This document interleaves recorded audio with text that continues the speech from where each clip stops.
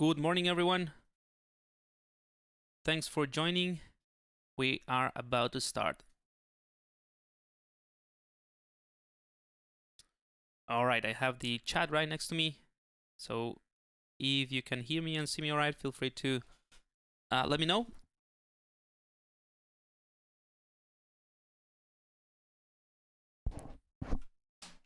All right. Hi, Rene. Hey, Yemen. Andre, good to have you guys here. Cool. We are going to jump straight into it. This for what I want to show you today, or what I want to start working on. I think we need as much time as we can get.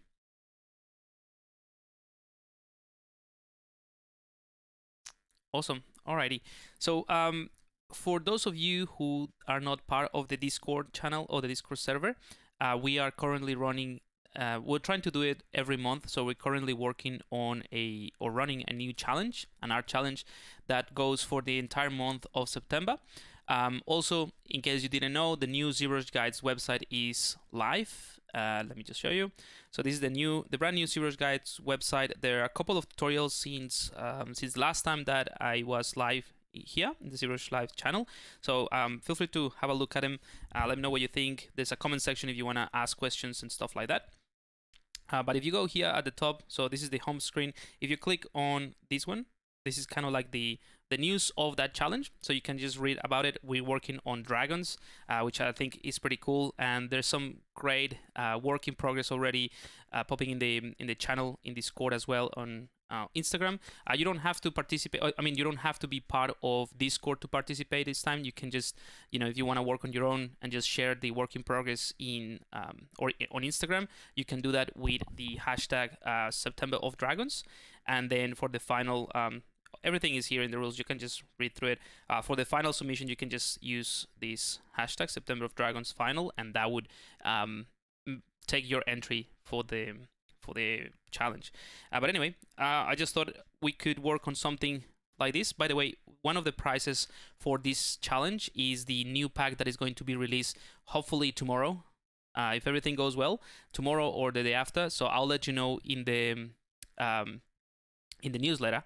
So the new pack of filters, which is basically to render anything, any mesh or any object that you have in ZBrush as a 2D sketch, which is pretty cool.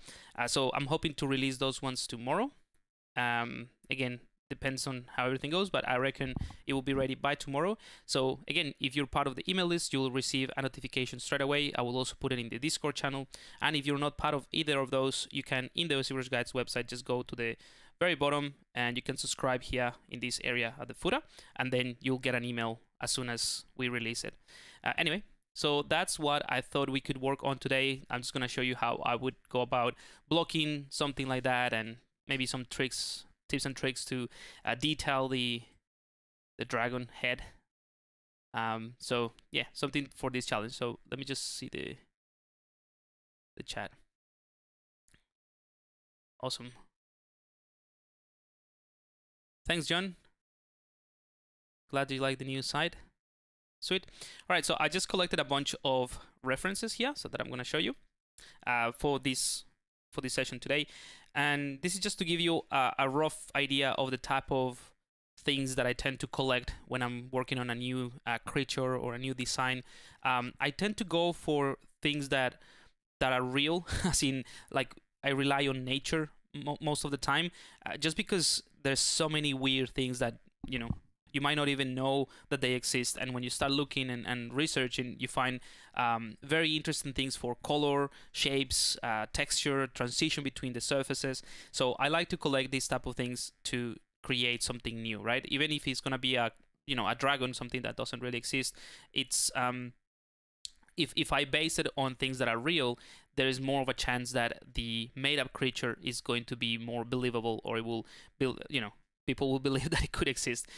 So just to give you an idea, look at this weird, I think it's a turkey, but obviously this is not a dragon, but it does have a very cool, interesting set of colors and textures. And I collected this because of the idea for the eye mostly, and the colors for the dragon. Obviously some crocodile close up to the teeth, some cayman. You know, again, this is a spider. I don't know what type of spider it is. It's not necessarily a dragon, but again, the pattern is something that attracted me, and I thought we can incorporate that into the dragon. So that's sort of like orange, dark bluish purple, orange, blue, and that sort of thing. So those are like patterns that are really cool to try to put into the, or that I'll be trying to put into the dragon, or maybe not. That's the idea.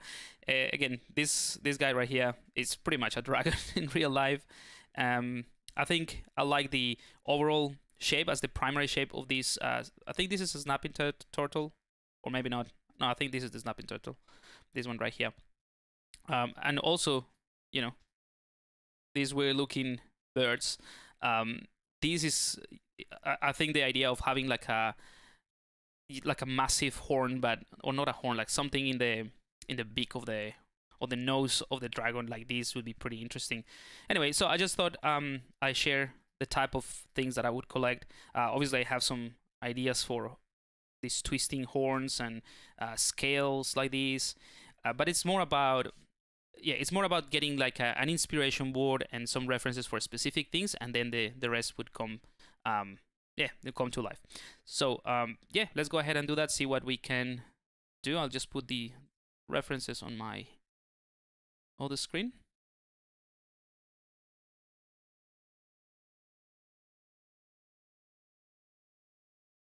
All right,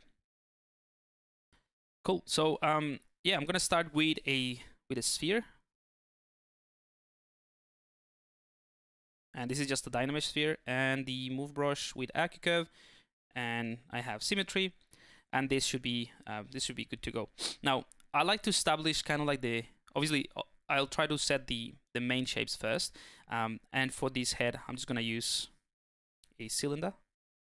Actually, I could have just appended, right? So append cylinder, so it's now part of this set of tools. I'm gonna turn off perspective. I make sure that symmetry is enabled so that I know which way I'm pointing. And this is gonna be the neck of this dragon.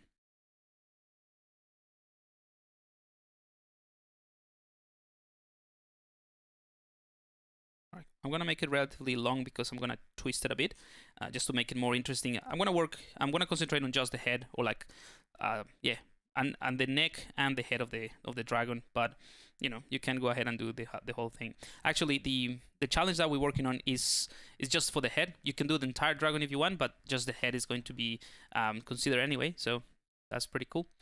Alrighty, so with this, I'm just gonna select the gear icon here. I'm gonna click on the bend curve, and you have these points that you can edit. I'm gonna click on the orange cone.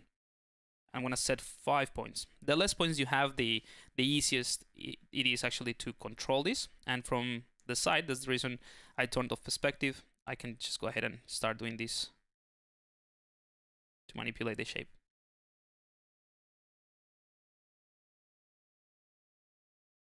So if you click on the first white cone, you can scale things up a little bit.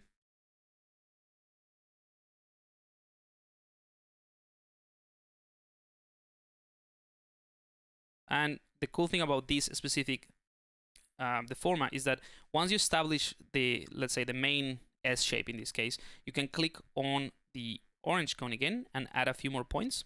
So it's kind of like going back and refine things a bit.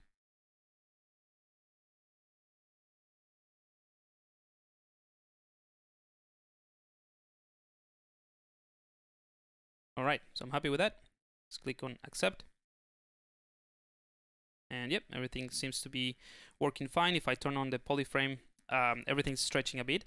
But again, this is a you know, relatively easy thing to fix. We can just leave the symmetry on and then just do a zero measure.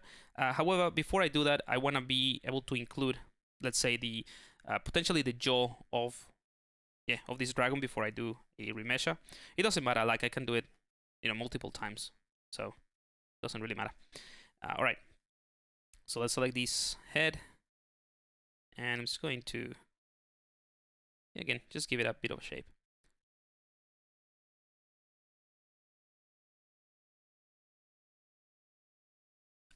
And I quite like the turtle head, so I'm just gonna go for something like this, or an in-between. I think it's like a very solid primary shape, and then we can play with that horn on the top, and it will have like a massive jaw as well. All right, so if I go into solo mode, this is, you know, nothing. But if actually, let's go ahead and use the select lasso, and this is how I'm going to split the head a bit. So I'm gonna hold Control and Shift, and let's see, I'm just gonna go for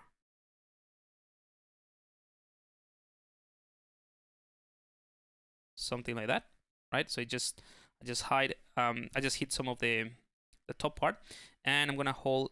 Well, I have this in my custom UI, but for you guys would be on the geometry, not geometry, actually, in the subtool palette on the split. I'm gonna click split hidden because I hid part of it. And now if I get out of solo mode, this piece obviously is separate. Right, so we have the bottom and the top, but this is an open geometry. So because this was originally was a Dynamesh object, I can just hold Control and Shift and redynamesh and close that hole. And I'll do the same thing for the top. And now we have like a couple of solid pieces that we can start, you know, smoothing and potentially just increase the resolution a tiny bit.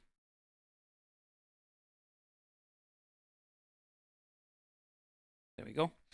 And just like that, even though this is nothing yet, we can begin to see something of this creature. So what I want to do before moving forward is to, you know, continue blocking the whole thing, but incorporate it a little bit more. So let's do that. All right. So I want to connect these two things a bit. Maybe simplify this a bit more. Alrighty. So this is going to be one single subtool. So I can just combine these two together. So merge down. That's going to be here for you guys. So merge down. So I just merge those two together. They're still separate objects, right? So I can just go ahead and let's just redynamesh the whole thing. And I think we can just, yeah, I think we can live without remeshing for a bit. And in fact, now that I look at it, the fact that we had a very low res tube with these very well defined sort of like lines in here, it kind of like helps to indicate maybe where the scales along the neck would be. So that's cool. It's one of those things that I wasn't thinking about it, but it worked just fine. All right, so now we have these two pieces. Let's go ahead and work on the silhouette a little bit more.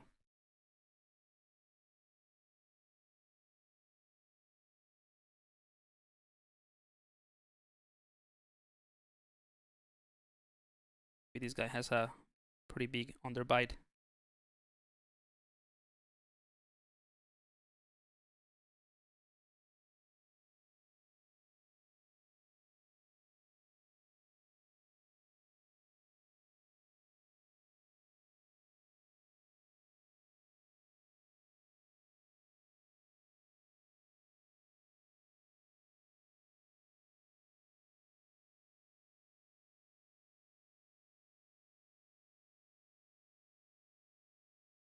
All right. Now, in order to give it a bit more, I mean, I think you can sort of have an idea of what I'm going for, but just to understand a bit more the kind of like the proportions of everything that I'm going to be playing with, I'm going to go ahead and add the eyes straight away. So I'm going to go to macro, and I'm going to click on, let's go ahead and click on append eyes. So that's just a macro that comes with ZBrush, and it just creates, if I go into solo mode, it just creates a couple of spheres with the, I think this one is the toy plastic matte material and a black color, and that's it. We can just go ahead and place these ones. I'm going to enable local symmetry so that I can scale it from the center, each one of those.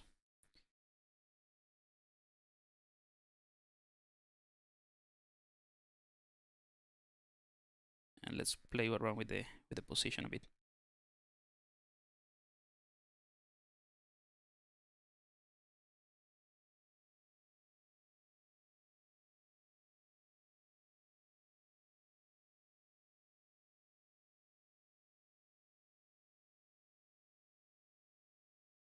All right. So with the eyes, even though we haven't worked on anything around it or anything, you kind of like tell. It's almost giving you an indication of like the personality almost of this dragon.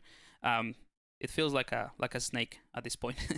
But what I mean by that is if I were to duplicate those eyes and just put them somewhere else, it changes things quite a bit. So let me just put this like, let's say, back here.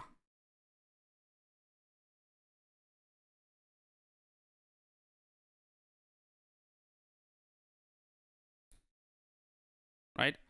So this one is more like a dinosaur. I think it's more cute in a way than this one. So this is the reason I'd like to place the eyes earlier on in the process, so that you can sort of get a rough idea of the personality of the character as well, and you can work on, I mean, we can change things a little bit just by adding a little bit of, let's say,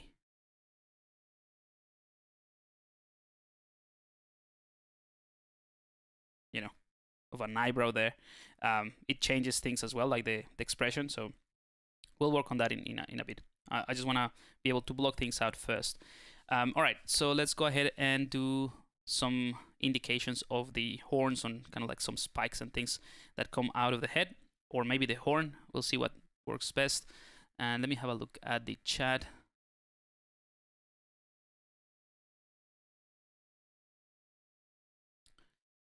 Why does that deformer gets resetted when I change something? Sorry, I'm not sure what that question is in relation to. It really depends on the deformer. Some deformers, if you, let's say, change things and then go back to, let's say, scale or rotate things and go back to the deformer, it will reset things. So you have to accept the changes before doing things like that. But I'm not sure if that answers anything. Cool.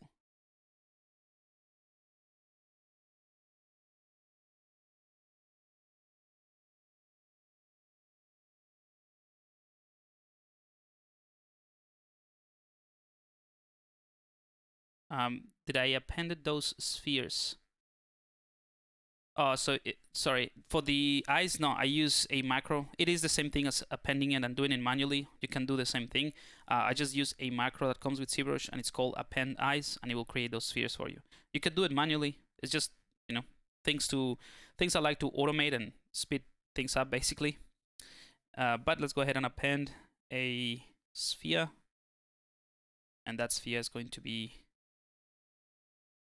that horn. And we can just play with the move brush.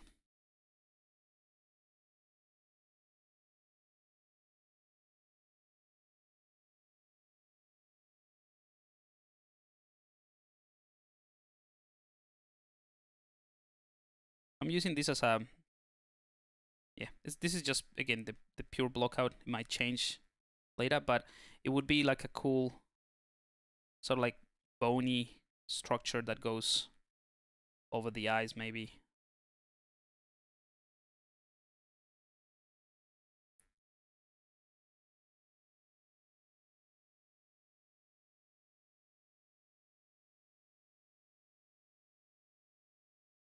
I guess the important part here is that everything is very low res. Everything is either a low res Dynamesh or, well, yeah, I guess in this case everything is Dynamesh, but everything is very low res, and that's what helps me to maintain or look for a very interesting shape, hopefully.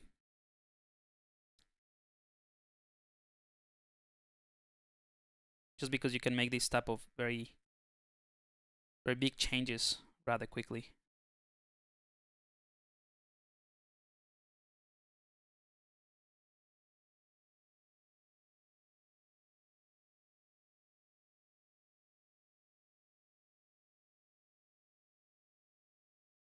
Alrighty.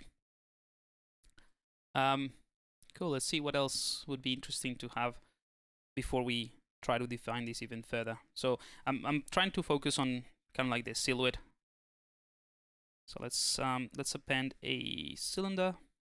This is gonna be maybe a horn.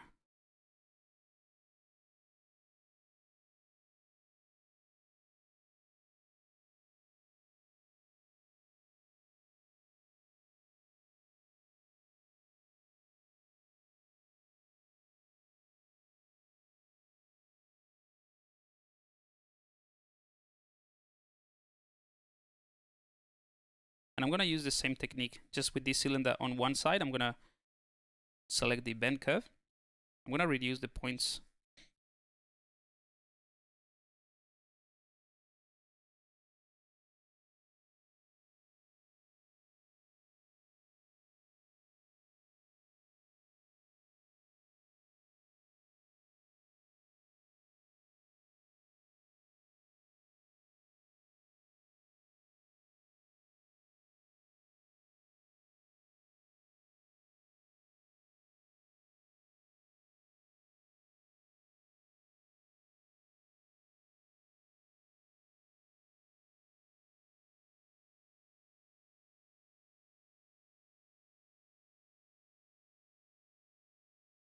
Alrighty. So that changes things quite a bit as well in terms of the silhouette, but I think it looks cool, and maybe it will be somehow integrated into that other piece of bone here in the center. We'll see. We'll see how this pan out. But you know, it could be also, in terms of the structure, it could be also part of the bone that, you know, let me just show you what I mean. So it could be part of the, you know, the skull that gives this guy this sort of like cheekbone.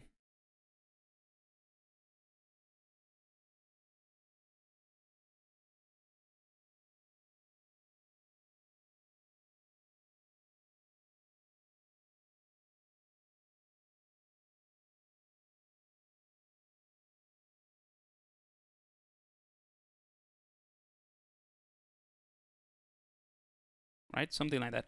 Still very blocky. Let's go ahead and merge. Sorry, let's mirror and weld this one. And I'm gonna dynamesh the whole thing and smooth that out.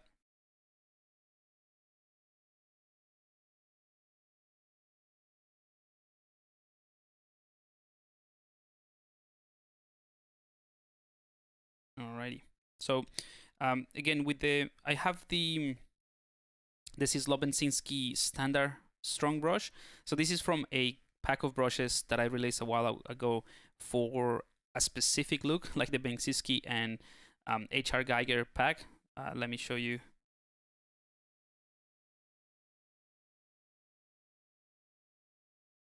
Which is this this one right here, right? So this pack of brushes just to create, you know, that sort of like dystopian surreal style. But anyway, the one that I'm using currently is from that pack, is this one right here. The only reason I mention is because I'll be using that often, as well as there's another one, the HR Geiger Cotter, this one right here. I use that all the time now, and ultimately is just a stronger version of the standard brush. So you can do similar things with the standard. Let me just show you. So the standard brush in ZBrush just gives you this sort of effect, right? So I could just make it a lot stronger and just work with that. But with the HR Geiger, it's just a lot faster, right? And then you can smooth that out. So that's the reason I just wanted to mention I'll be using that, as well as the cutter, which the equivalent would be the damp standard brush or the /3.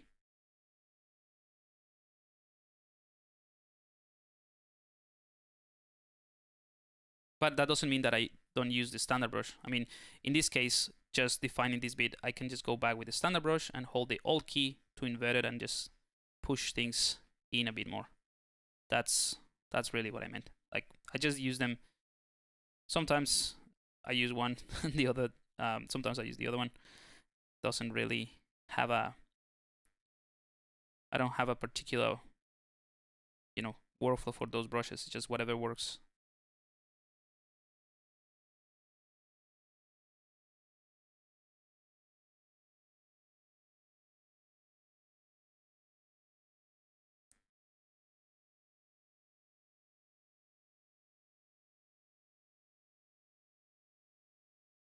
All right, I think the neck is a little bit thin for that relatively massive head, so it's gonna give it more of a muscle just thickening it up a little bit.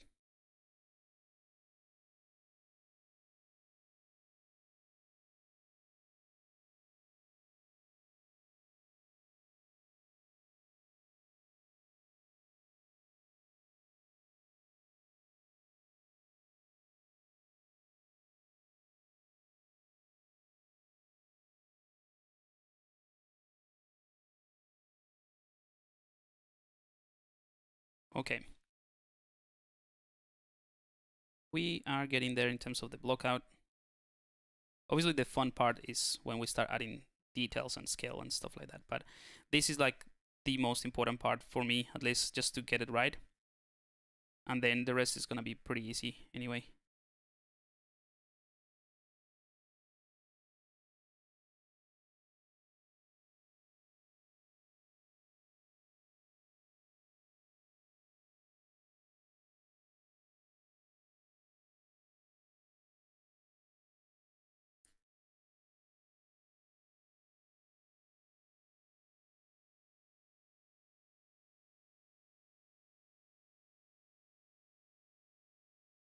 All right, cool.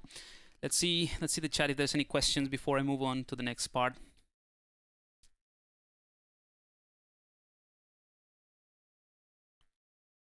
Do you use any masking brushes for sharper masks? To create like sharper mask, I do. So I have a custom brush here called the Mask Sharp. So the standard masking brush gives you this, so you can do nice and smooth masking brushes or masking areas. But the one that I have, it is a custom brush that gives you like a very sharp mask. You can create your own. In fact, there is a whole series in the ZBrush guides. Let me just show you, because that might be quite useful actually. So if you go to tutorials in the ZBrush guides website, you can go here, just search mask, and this is the one. So masking tips and tricks, and it's like a series of 6 or 8, maybe 6 different tips just for masking. So this is all about masking in ZBrush, and they're pretty useful things that I use on a daily basis just to, help my workflow. And there's one in particular, which is this right here. So the third one, click on that one, and it's a short video that, so 8 tips. The third one is the custom masking brush, and in this tutorial I show you exactly what how to create this masking brush that I use here. So yeah, so hopefully that helps. Let's have a look at another question. And when you're using the sculpting hair brushes, do you hit Alt cut or turn off pressure settings? Line tend to get well distorted unevenly. Oh, that's a very specific question. Are you referring to the sculpting brushes that I have on the website as well, like the ones that I created? I'm not entirely sure if that's the question.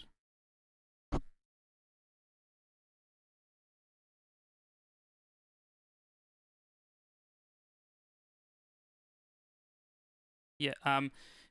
So yeah, I don't have any. I mean, I just use them like any other standard brush, just to add details. But yeah, you can use the Alt key if you want to invert the effect. I'm not entirely sure about the distorted wobbly line that you talk about. That ultimately comes down to how many polygons you have and how you apply it. And if you go over the same details, it's gonna distort them. So yeah, sorry, I'm not sure if that's what you mean. Okay, I'm gonna add a few more bits and pieces to slightly tweak the silhouette.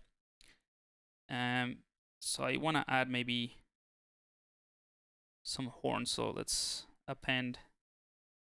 This time I'm gonna use a sphere. These ones are gonna be slightly smaller. And actually, you know what? Let's delete that for now.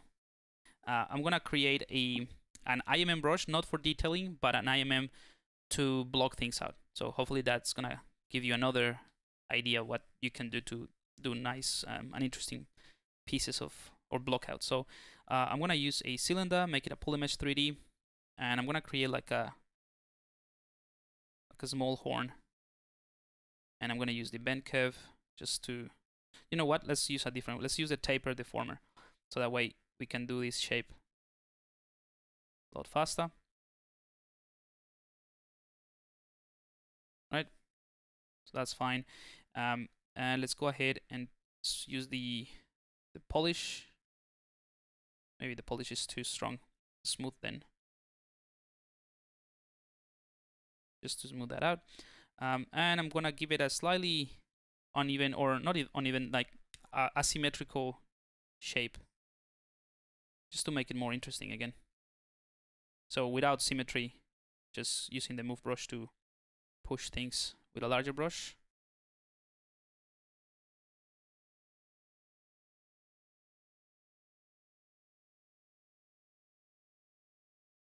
And this actually, no, I mean, this could be for a horn, but it could also be like a tooth actually. So let me have a look at my references and see. Yeah, I think it could be an interesting shape for a tooth.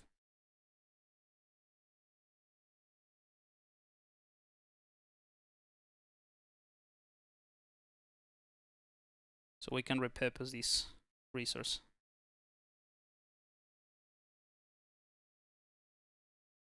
But I wanted to show you a different way of creating teeth that is pretty handy. All right, so yeah, let's go from the top. Click on the brush icon. Click on create. Yeah, you see that in the recording. So create, insert mesh, new, and now we have a brush that we can use to insert this.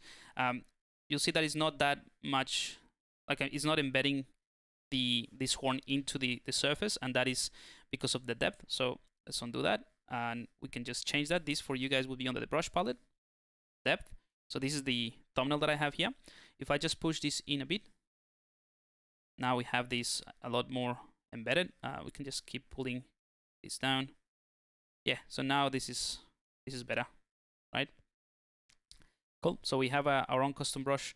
Again, this could be used for the teeth as well as the horns. So let's go back here.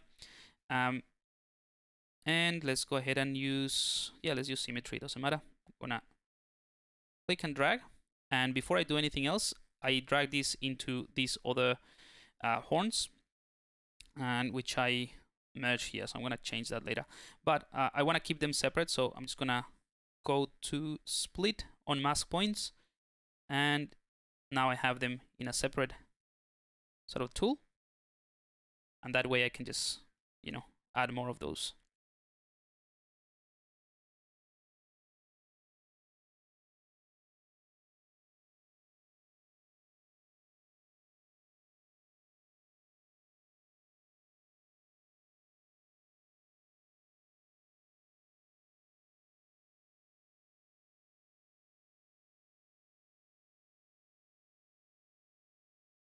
And the cool thing is obviously every time that you add a new IMM or insert a new mesh, ZBrush is automatically going to create a mask for it. So that way you can use something like the Gizmo 3D to reposition it.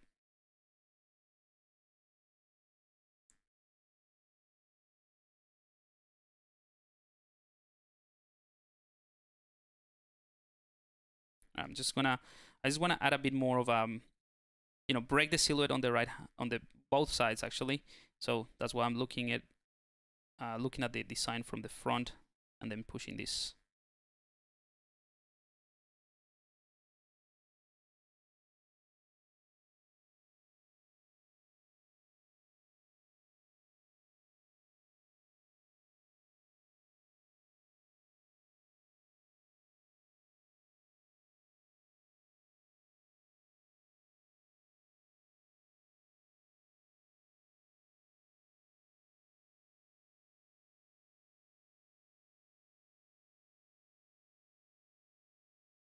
I'm being a little bit too picky about the placement of this horn, but I think it will help.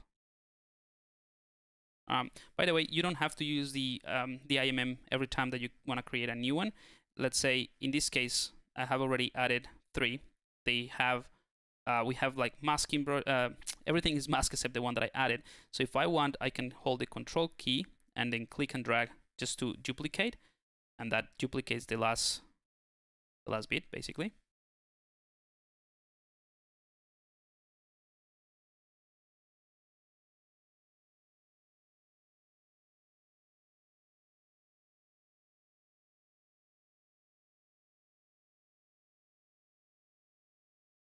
I'm gonna add a couple more, like a smaller ones, just to help with the visual transition. Because then from these horns or these large spikes, we can transition into more like of a scale for the skin. So it will be good to have, you know, smaller ones here.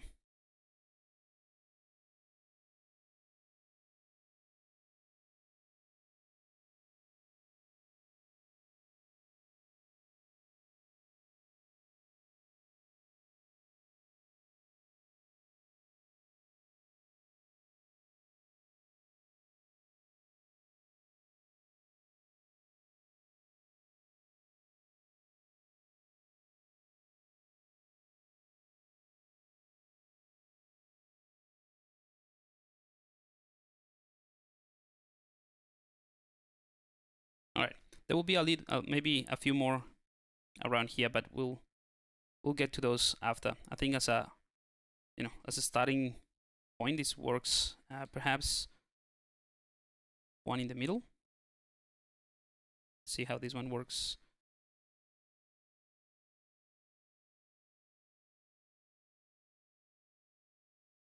Oops, let's turn off symmetry.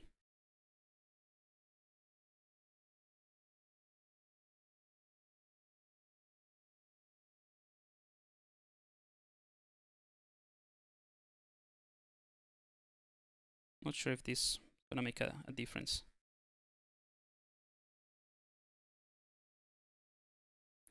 But it's worth trying.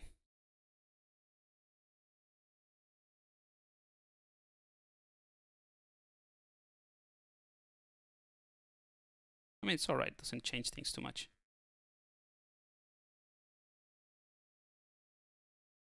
But what I'll do is just split this. So I'm gonna, the same thing, I just have it in my UI, split on mask points. So now this is a separate mesh that I can just go ahead and do mirror and well. And just do a quick zero measure. Maybe a little bit less than that, just to have that clean shape right in the middle that is symmetrical. And then let's select the other ones. Let's clear the mask. Oops, I already cleared the mask. Let me switch to a different material so that you guys can see. Right, so I have these, they are relatively, you know, the geometry of these ones are relatively okay, or is fine. But, you know, if I just go ahead and redynamesh, I'll be merging everything. So I don't want to do that. And instead, I mean, I can dynamesh it if I want to. And because everything has a different polygroup, just to be sure, let's click on auto groups.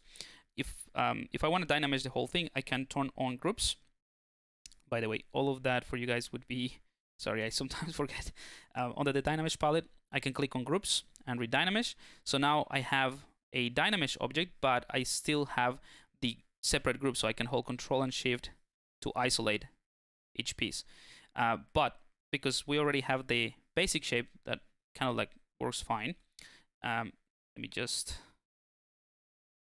move this a bit, right?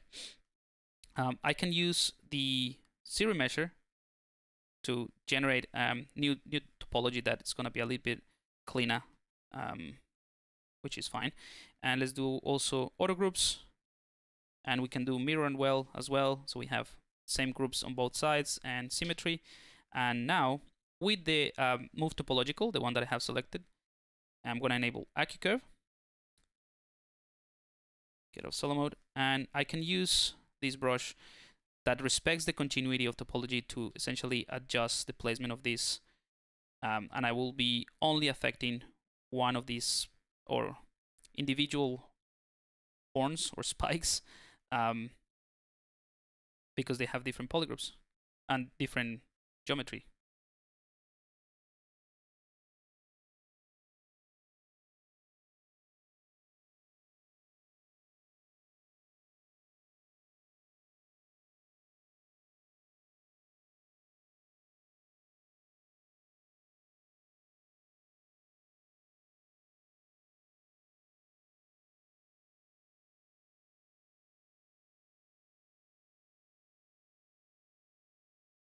All right. Cool. So I think it's looking all right. Then we might add a few more interesting things around the face. But at this point, what I'll do is I'm going to create a folder for this initial blockout. And I'm just going to call it, let's call it OR. Just, oops. OR as originals. And I'll just drop everything in there. And I'm going to let's have a quick think about what would be easier.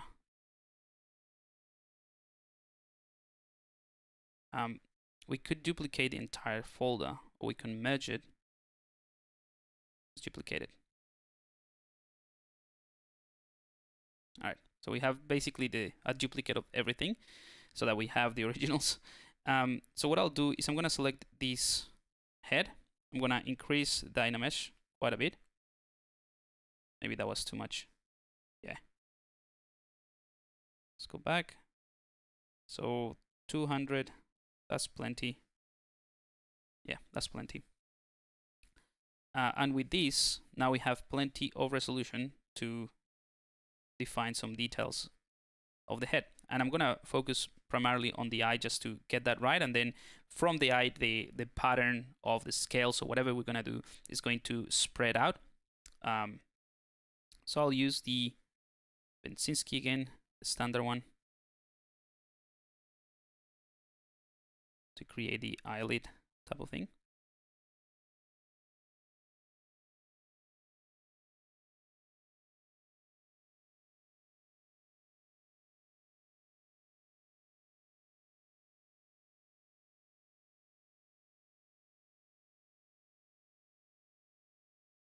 And let me just show you some ideas of what I'm looking at on the other screen. So this sort of pattern will be pretty cool to create something like this. But again, there's different, you know, I'll be looking at different ones, to be honest. They're all pretty cool. Even the turtle has an interesting set of, I think I'm gonna stick with that, this guy, as a reference list.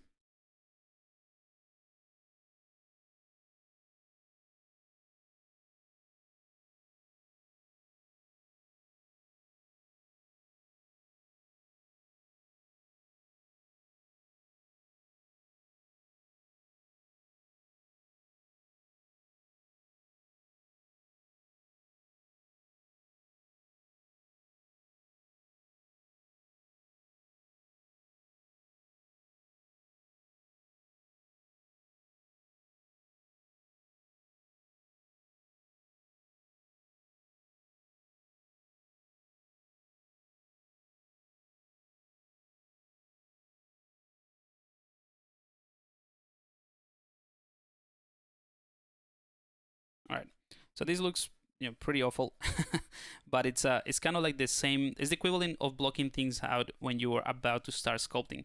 So I like to do these things. You know, for example, in my online course, the Extra Mile, I call these the markings. So when I explaining how I approach this sculpting from after blocking to sculpting, I call these the markings because basically you can mark out the areas that you want to work on and the volumes that you want to hit and how you can integrate it. And after the markings, you focus on the transition between that block out, that initial shape, and those markings that you did. So it just feels nice and smooth. So that's the next step that I'll do after this. But obviously, before I do that, maybe I should bring the same kind of like markings level the rest of the mesh. So I'm gonna take this guy, I'm gonna increase the resolution. So that's the neck. And again, let me just looking at other references I have. Yeah, so I'm gonna use this again to marking.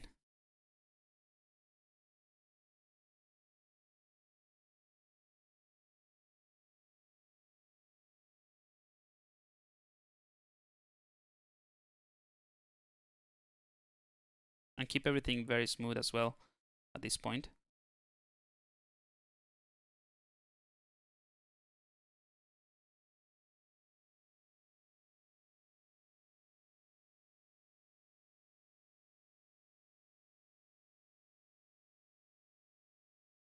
I'm gonna use the standard brush just to have more subtle faults.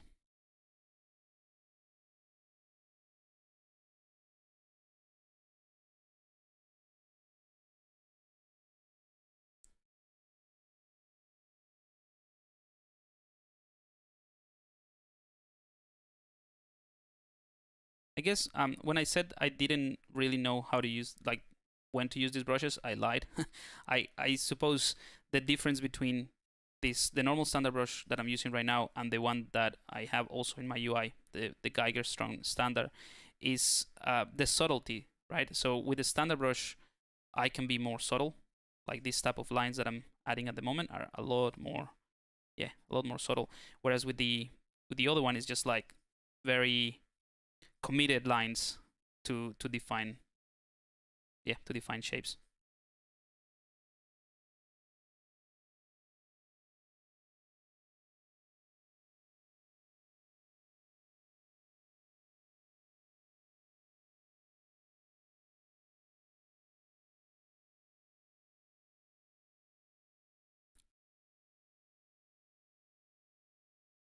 All right, I think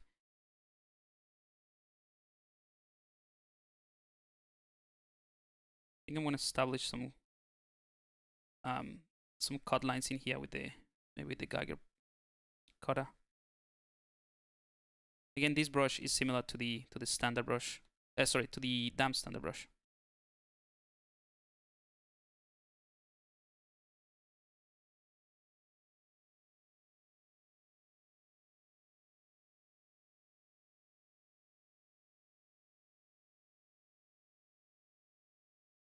Again, these are not details yet. This is purely a visual reference of what I want to aim for the details. So again, it's kind of like the markings.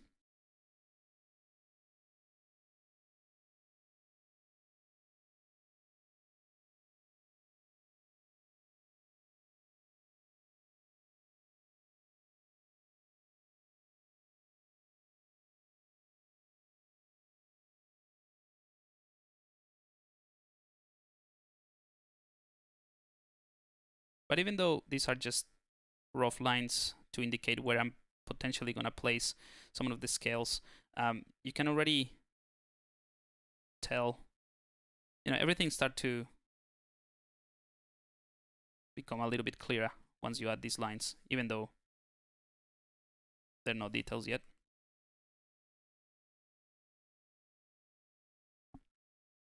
Okay, so that's fine. All right, so I'll do the same sort of technique for this horn here at the top. I'm going to increase the resolution a bit.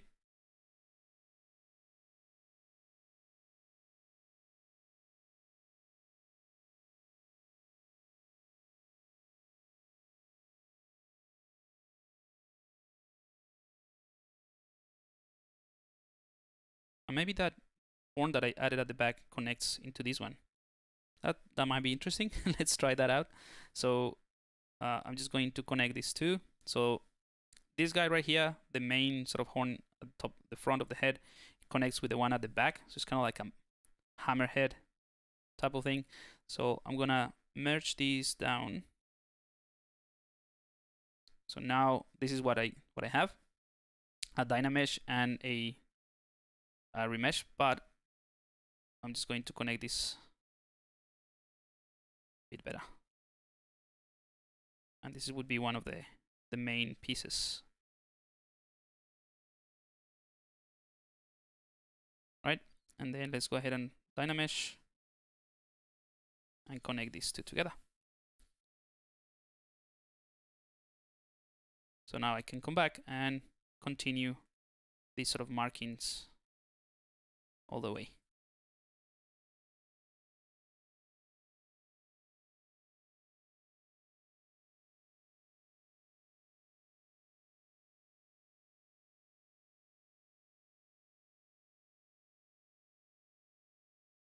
Cool. Let's do the same thing with the big ones, the big horns. I just want to make sure these are separate so that we can. I mean, it doesn't really make a difference, but if we keep this separate, the remeshing process might be easier. So one simple thing we can do is with the selection tools and no symmetry, we can hide this, delete hidden, and redynamesh to close that hole. Smooth that out. Let's see. Yeah, we have plenty of volume here.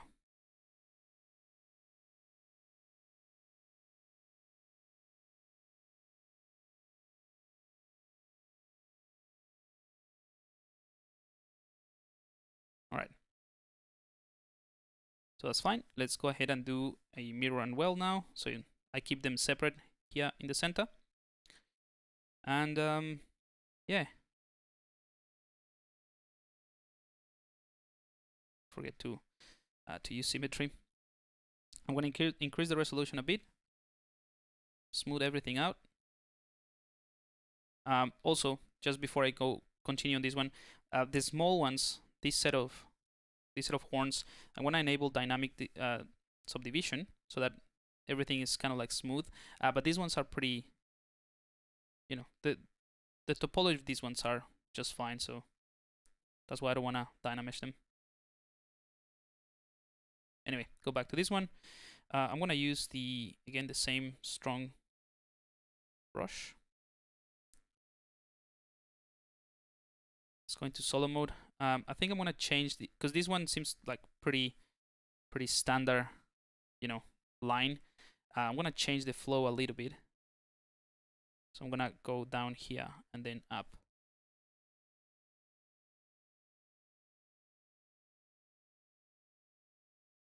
So that there's a little bit of a twist around the horn.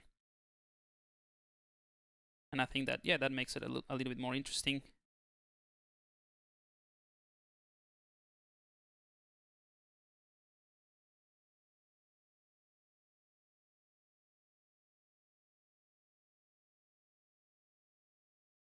I'm going to use the standard brush. Push this in. Holding the Alt key just to push that a bit.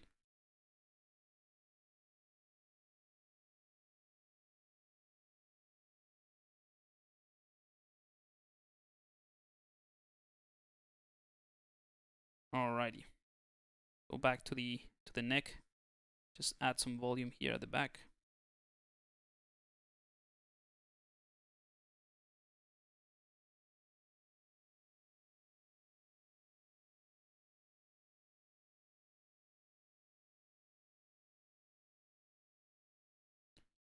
And now that I have this, I would potentially just maybe use the HR Geiger Cotter, or similar to the damp standard brush to generate some kind of like scales along the neck. So let me just see what we have here for something interesting, because we can stick with a more of a total, wrinkly neck, which could be interesting, something different rather than the scales of this type of creature, or a mixture of the two actually. So I don't know what would look more interesting. The thing with ZBrush is that both ways are pretty easy. So we could have two bodies and then work on both. So I can just duplicate that one, keep that one as as the base, and this one would be just the scale. So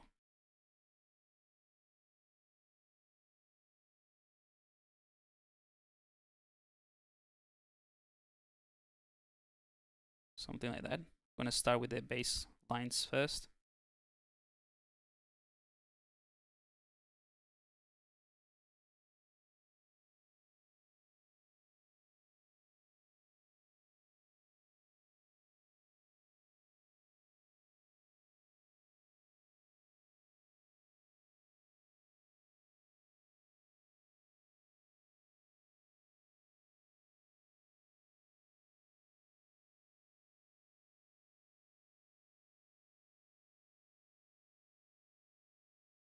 And hopefully with this what I just did kind of like gives you an idea of how important these markings are. Again, they're not. I'm not trying to define them even or detailing them. It's just so that I have an idea of, you know, where things will be, and I can start working on the patterns a bit better.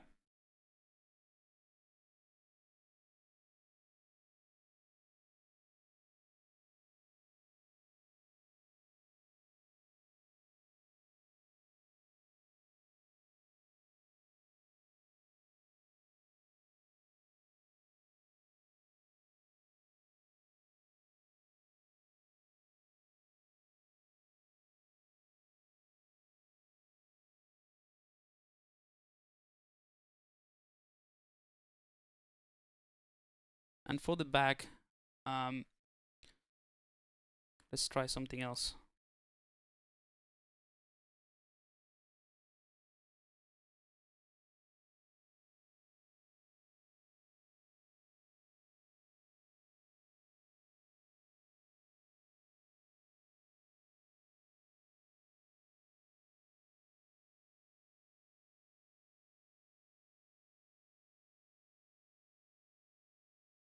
So very sketchy, but you can kind of see what I'm going with this.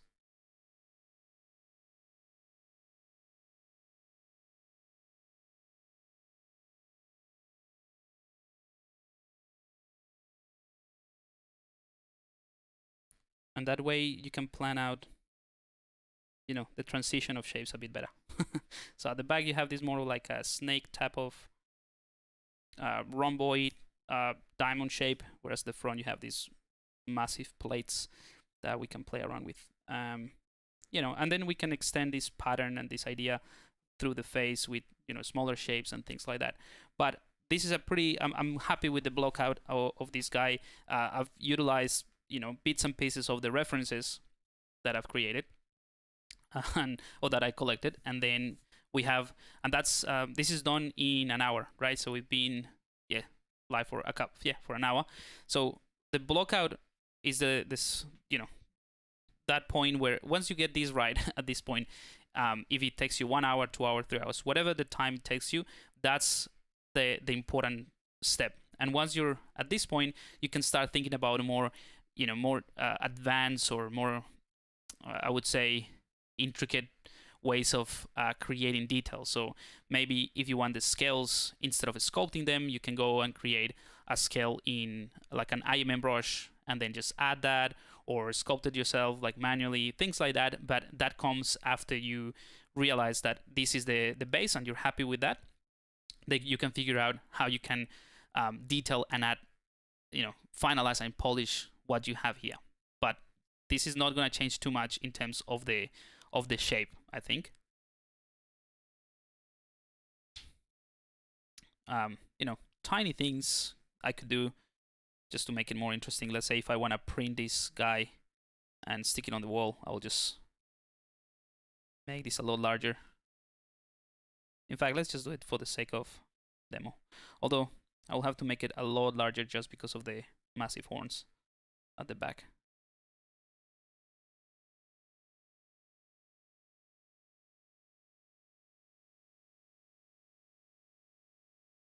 So tiny tweaks, really. Nothing major.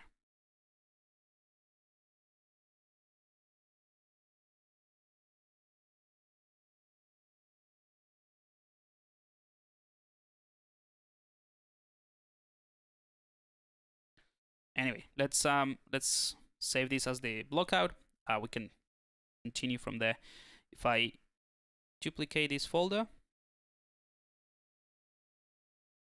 so now we have 3 kind of like steps. So I'm gonna call these let's call this one base.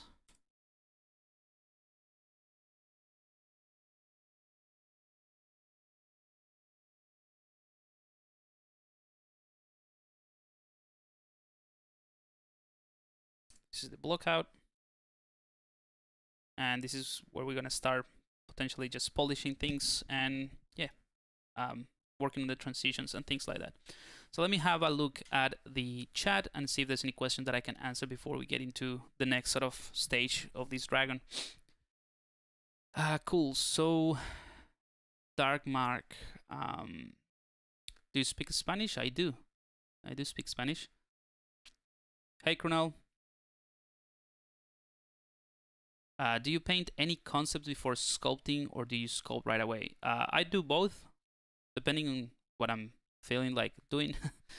I just, you know, I work really fast in 3D. Like when I do things in 2D, it takes me longer because I have to really think about the shapes and like if I'm doing a pose or something like that, like proportions, that sort of thing.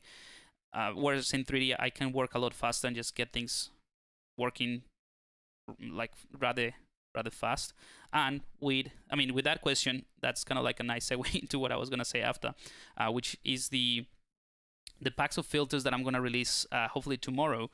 That helps both ways. So I can block something like what I have right now in 3D, and then I can render. I think I have one already. So yeah, so I can just render this out, take a screenshot, or save this as a document, as a sketch, and then continue to refine that in 2D or as a, in Photoshop.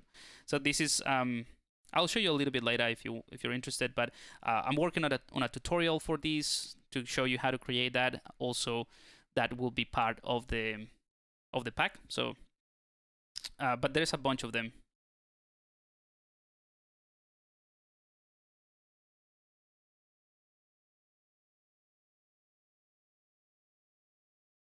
I mean, these ones. I mean, let me just do something. So I'm gonna make the document double the size, and this is one of the things about the filters. I made them for a higher res mesh, or sorry, higher res document. So they would work best if the document is at least 3000 width. So you'll see the difference straight away. Right. So this is like a 2D sketch, like a blue pencil 2D sketch. So to answer that question, whether I do 2Ds before or 2D sketches before I jump into 3D, it really depends what I'm feeling like doing. Sometimes it's faster for me to do 3D. Sometimes I prefer to just spend the time in 2D and just do a lot of silhouettes, like just pure black and white silhouettes to get the shape right, and then move into 3D. Or with these type of things, it takes me about an hour to, let's say, get it to this point, right? I can do a screenshot of this with this type of sketchy look, send it to Photoshop, and continue the refinement process in 2D. But I already have the base model ready. Yeah, so let me just show you a couple more for fun that are ready. So this is the newspaper type of sketch. There's this pen sketch as well. That's pretty cool. You can get rid of the background thing just by changing the background to white. Right. Yeah, clean shapes as well, like clean lines. More of a pencil, subtle sketch. There's a bunch of different options, but yeah, the idea is just to kind of like create this 2D sketchy look. But anyway, these will be available later, maybe tomorrow, hopefully, with a tutorial and everything. So this is what we're just finalizing, just like the tutorial for it. Alrighty, so do you know what the difference is between a VDM plane and a 3D plane? I assume that you're referring to the projects that come with ZBrush. There's no difference. The 3D plane is something that you can tweak from the initialize tab, the same thing as a cube that you can change from the initialize tab.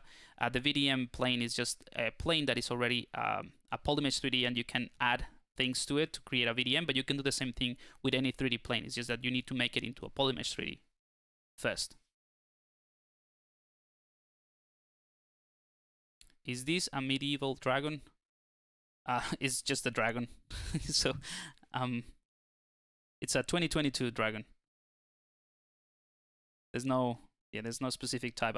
Let me just show you, for those who are new or to just arrive to the stream, what I have here in my references. So I'm trying to combine a few things. So let's say the horn here at the top, this sort of shape, like hammerhead shape, is a combination of, let's say, this snapping turtle, these weird looking birds that have a this really awesome shape for the head. The horns is just maybe a combination of this. Where is it? This guy right here. So like these spikes. I mean, to me, this lizard is already a dragon, like a small dragon in real life.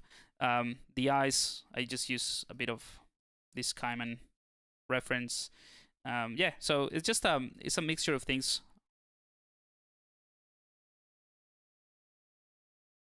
But yeah, hopefully that answers the question.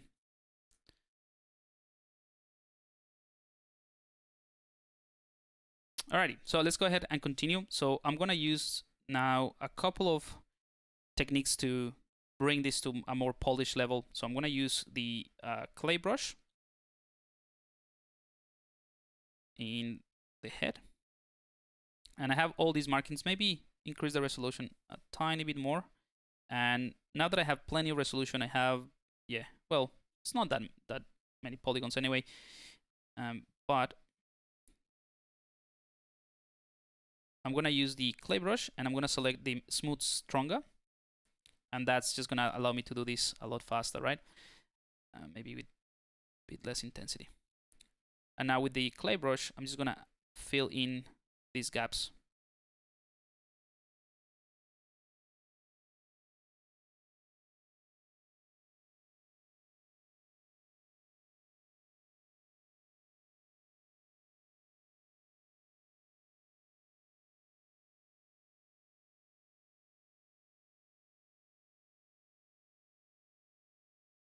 So the original markings, as you can see, they're kind of like disappearing. Or they get it sort of like blended a bit more. And that's the whole point. That's what I wanted to really emphasize, the fact that those initial lines are purely to establish the volumes and the flow of like the structure of this head, and then I can just go ahead and with the clay brush and a stronger smooth brush clean things up.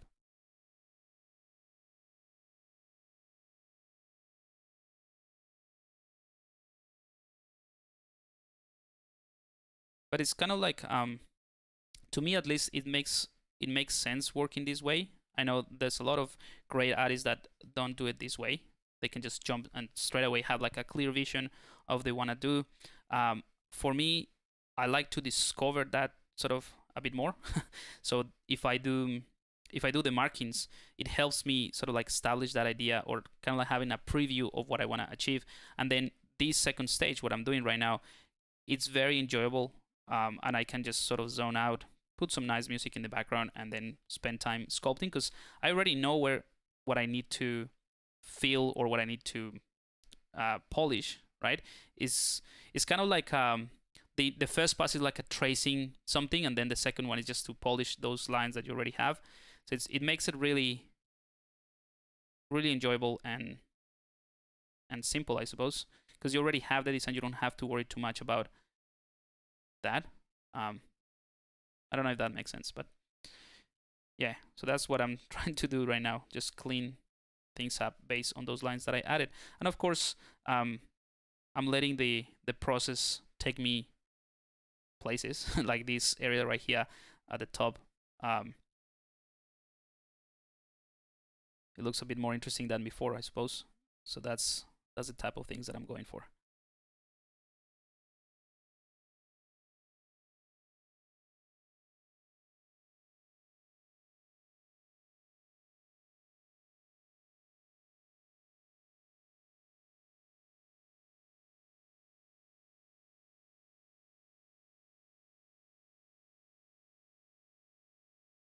I guess at this point it's more of the same, really. I think I'm gonna make this the eye a lot smaller. So one thing I can do is just fill this whole area a bit for the eyelids. You'll see what I mean in a second.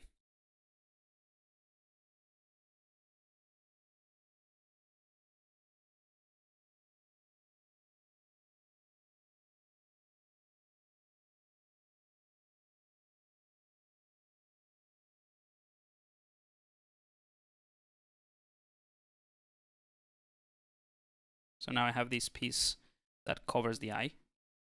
And then I can use the HR Geiger cutter.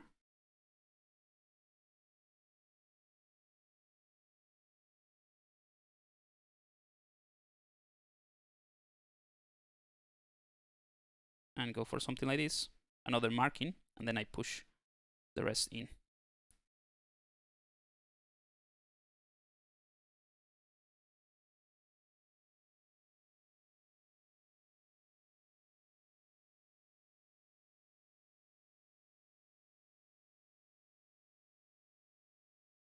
And that creates that additional eyelid there. You can also use the inflate brush here. And I'm going to use the move brush to add a bit of shape as well.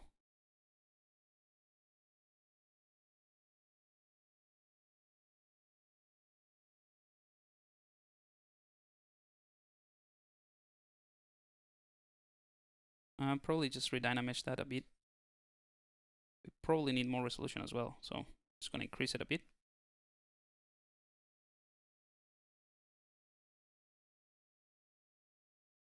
And redefine it with the same brush.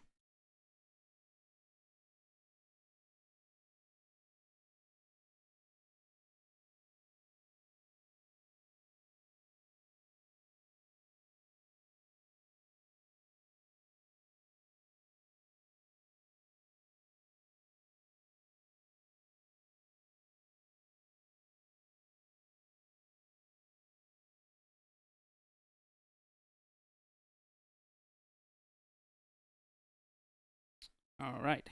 I think the overall shape is fine.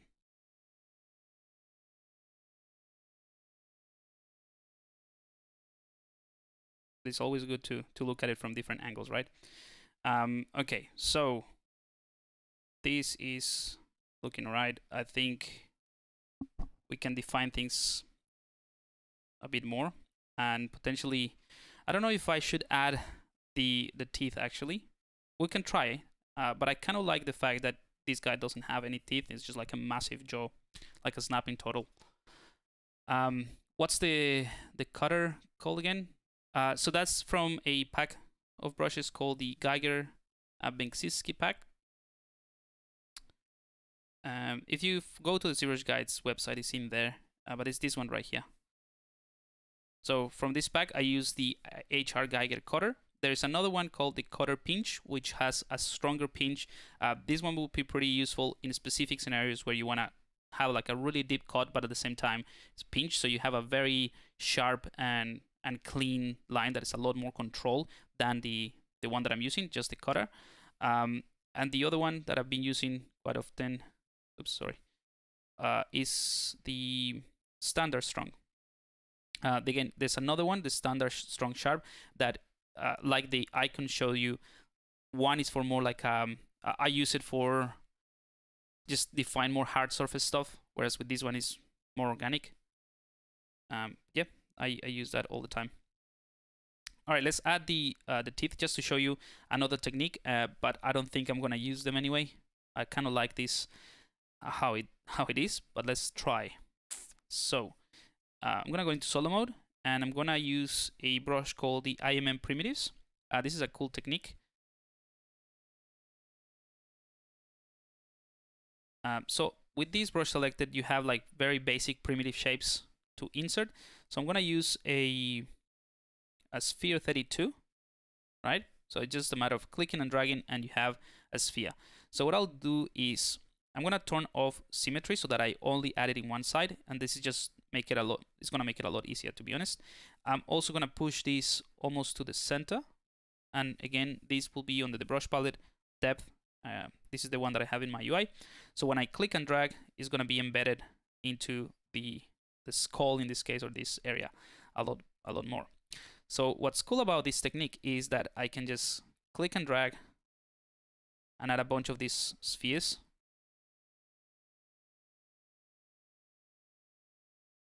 Like so. Maybe even one more here.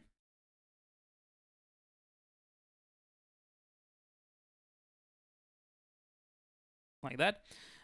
Oops, I forgot to do it in a separate mesh. It doesn't matter. So what I'll do is I'm gonna hold the Control and Shift key to isolate everything but the spheres, and I'm gonna click on Split Hidden. For you guys would be under the Split palette here, Split Hidden. Right. So now we have the spheres in a separate separate tool, and now what I can do is let's get out of solo mode, but let's hide the bottom part. Right. So we have these spheres, and every single sphere has is a separate mesh, and it has different polygroups. So I can use something like the Move Topological to essentially edit the shape of each one of these spheres a bit. So it's pretty handy. It's such a simple technique that, you know, it's almost like obvious once. Like if you haven't tried it, you might feel like, oh, this is pretty obvious, I should have tried it. But it's the type of things that you do it once for some project, and then it's like, oh, this is something that I can use in a lot of my projects, and then it becomes part of your workflow. So that's, or at least that's what happened to me. This is very it's something that I use often, and it's also an easy way to create resources as well. Like if you want to create a set of, you know, a set of teeth for different dragons and things like that, you know, you can do a bunch of these, save them as a subtool, and then just adjust them a little bit with the bend curve or something similar.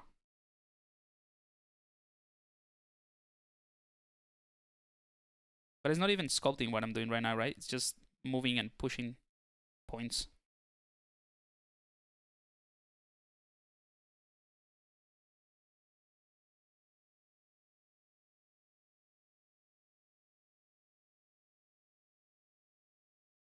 And just to see how everything looks with, you know, both together, let's do a mirror and weld. So we have them on both sides. Let's bring back this.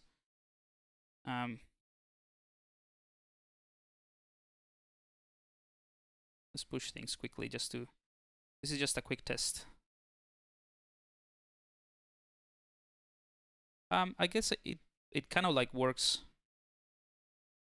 It works well, but I feel like there should be some of these going the other way around. So let's undo this before anything, and then let's hide that. And I'm gonna take these, I'm gonna hide half of them, delete hidden, and I'm gonna duplicate them. I'm gonna mirror that, or actually, yeah, let's mirror this. By the way, all of these mirror is on the deformation palette for you guys. So mirror here, and you'll see the mirror has these tiny X, Y, and Z letters here. So I want to mirror this set of teeth on the Y-axis, I think. Yeah, or Z-axis. Hang on. Yeah, Y-axis. Sorry. So I'm gonna disable X and enable Y, and click on mirror, and then we have basically a different subtool. Yeah, a different subtool that we can play around with, and it's like inverted. Now I'm gonna go ahead and turn off the head now. Maybe I should start like naming this now. This one as well, and then turn this back on. And I'm gonna turn everything except the neck and jaw and this one. So now I can place this. And what I was saying before about having the, like if you save a set of teeth as a resource or as a subtool or as a FBX or whatever, and then you bring it back to another project with another dragon or whatever, you can use, I mean, this one is pretty similar, but you can use something like the bend curve, you know, to just adjust this quickly like that and just place the teeth a little bit better. Like I said, in this case, it's, you know, very, very similar, the curvature of the, when I'm trying to place them, but yeah, hopefully you know what I mean. It's pretty easy. And then just use the Move Topological.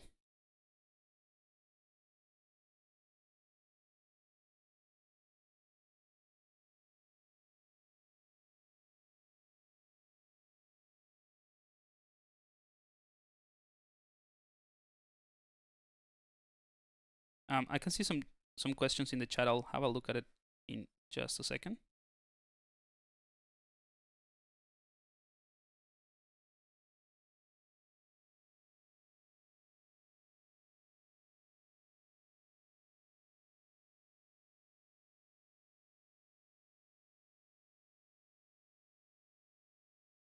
Alrighty, so if I go back to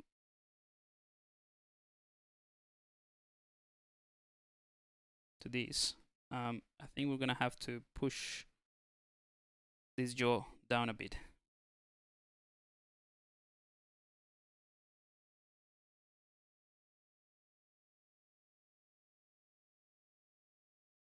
And I'm also this is another trick that could be useful in this scenario.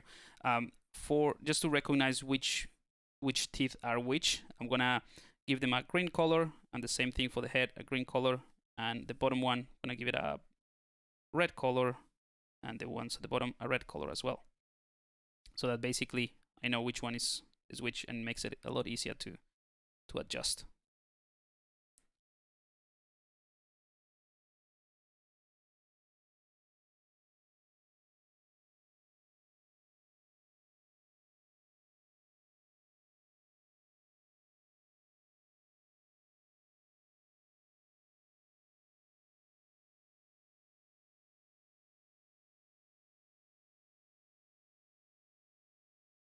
There's a lot of back and forth with this, you know, trying to place this nicely so that they're interlocked with each other.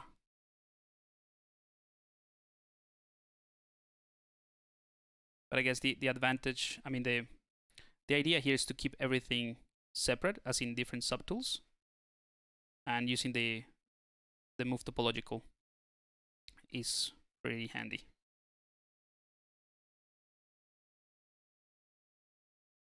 So see, these guys should be a lot stronger and bigger.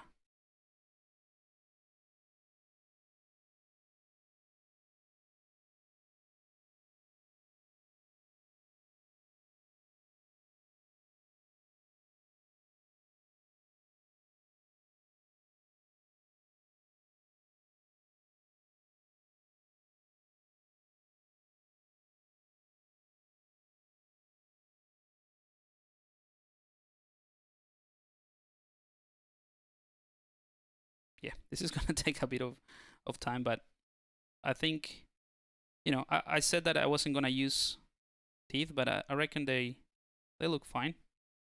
They make it look more interesting. It helps with the patterns as well.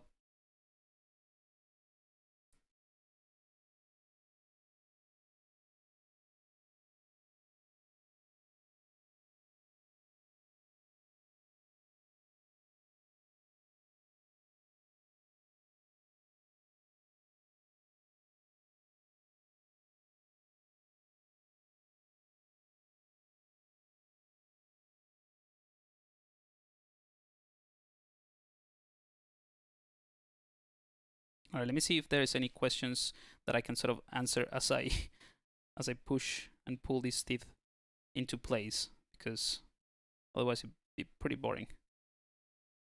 Me just, you know, moving points. So yeah, if you have questions, by all means, just put it in the chat. I'll have a quick look, and then we can do that.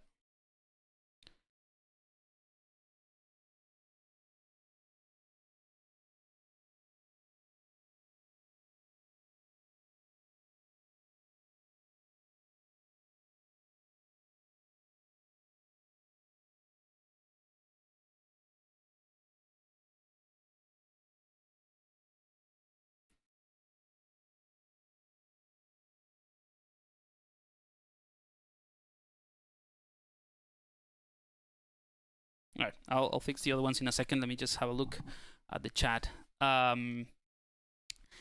If you need, Irene, if you need to add some scales, how will you do this, please?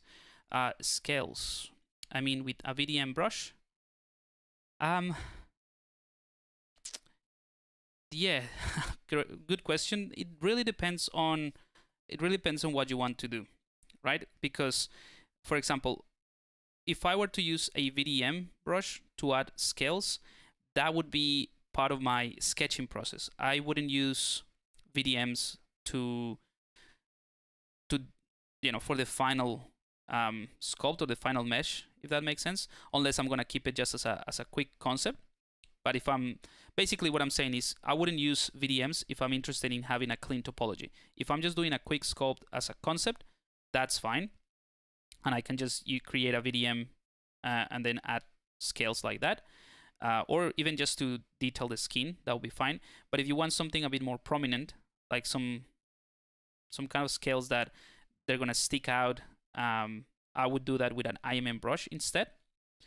And if you want to make them part of the base mesh, you can either bake those details or you can also merge them as a Dynamesh object.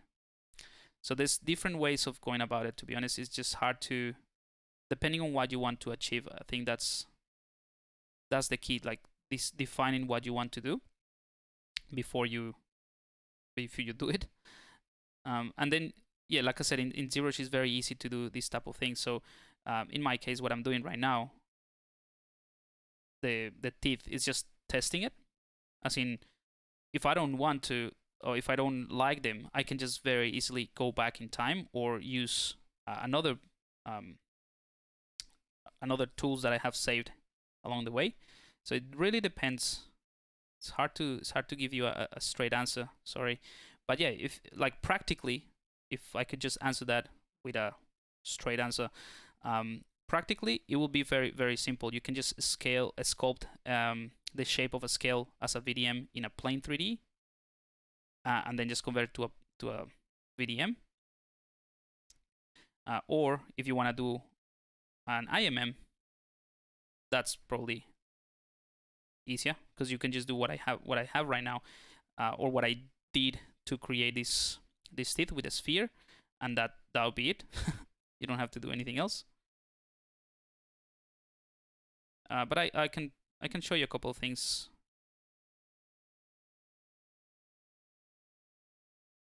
In a bit. All right, I think I'm not gonna use this or this, so I'm gonna delete them. And let's check the red ones. Yep, I'm gonna use that one. Delete hidden.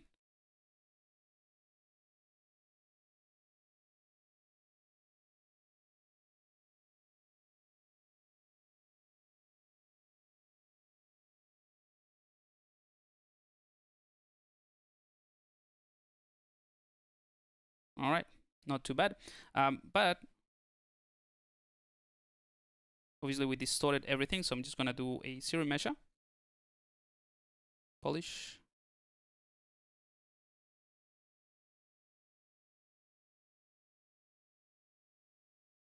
So now we have clean geometry. We can also use dynamic just to keep them nice and clean. Same thing with the other one. Let's do a quick zero measure, polish, another zero measure, and then dynamic. And then we can keep those teeth nice and clean. Let's get rid of the poly paint right now. And of course, we can select this mirror and well, make sure that it's on the x-axis. And this one as well, make sure that mirror and well is on the x-axis. And now we have a nice set of teeth, and we can bring everything else back so that, yeah, we can keep track of, how things are looking, which I think are pretty cool. Obviously, after adding those teeth, we have to sort of compensate for, for the skull in a way, like what's inside the skin and the flesh that is actually holding those teeth. Because right now, they look cool, I think, in terms of the pattern that it creates.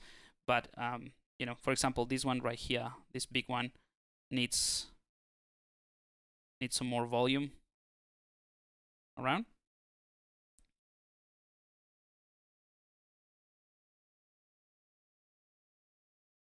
Yeah, so that sort of stuff. So we just need to compensate with more volume around. But I'm gonna use another technique, hopefully, that makes things a lot more interesting, and it will generate another level of details in a pattern that I'm gonna show you. And if you need to make a low poly mesh after, zero measure or hand retopology. It really depends again, Irene, depending on what you want to achieve. So if you want to create like a very low res mesh that has all those details and all those, let's say, scales, what I would do is create a concept sculpt either with Imm brushes or VDMs, whatever feels comfortable, and it creates the details that you want as a concept sculpt. So forget about the topology, just create the sculpt that you want. And then once you have that with whatever method you want, again, IMM, VDM, sculpted, hand sculpted, anything, you can use pretty much a tube if it is for the, let's say for the neck. Create a tube and then project those details after in a nice topology tool, tube, or if you want to do it, if you want to hand draw on the topology, do it by hand, because it has like a very specific things that you want to achieve or to keep in the low res, by all means. But they're like two separate processes. Just concentrate on getting the sculpt right or the concept right, and then you can focus on optimizing it for a production if you want, or for, you know, retopology. So at the moment, like as you can see, there's no, apart from the teeth and these smaller horns, there's no real like clean topology. I'm just working with you know, with very rough topology with Dynamesh. So let's go ahead and play around with another tool, which is called the blob. And this is a pretty cool tool that creates, just going to show you, it just adds this blobbiness. And that's how you can create a really cool and very easy scales. So that's another way of doing it, or like creating a pattern. And it's very, very well defined, right? So I'm going to do that. The only thing to keep in mind is that it's actually distorting the geometry quite a bit. So if I were to do this, just add a couple of these, and you see how cool this is. It just maintains things really cool. You'll see the topology is being distorted. And this is the reason why I keep this as a Dynamesh, because if I like this, I can redynamesh this, right? And it will, you know, I probably need to increase the resolution a bit, but it will have, it will recompute the topology to consider the new details. Whereas if I have already a clean topology and distort it like this, it will be distorted and I have to recreate entire topology. Now, there's another thing you can do, which is instead of, you know, creating these very large polygons when you use this technique, is to enable Sculptris Pro. And with this technique, this tool is amazing because you can do this more blobby stuff. So it's not going to distort that sort of flat shape that I just showed you before. Actually, let me show you the difference because it's pretty useful. So with the Sculptris Pro, the same tool generates this more blobby rounded shape, which is the one that I'm going to use around the teeth. I'll show you how in a second. And if I don't use Sculptris Pro, it still works really nice, but it creates a more flatter shape because it just takes whatever it's already in there and it just pushes to the, you know, to the sides of the brush or to the outline of the brush size. So yeah, two very different effects with the same brush, but with the Sculptris Pro makes it a lot easier. So I'm going to select this top here. And then I can just do this sort of stuff. In fact, before I do that, so that you can also see the difference, I'm going to duplicate this guy and have it there as a reference.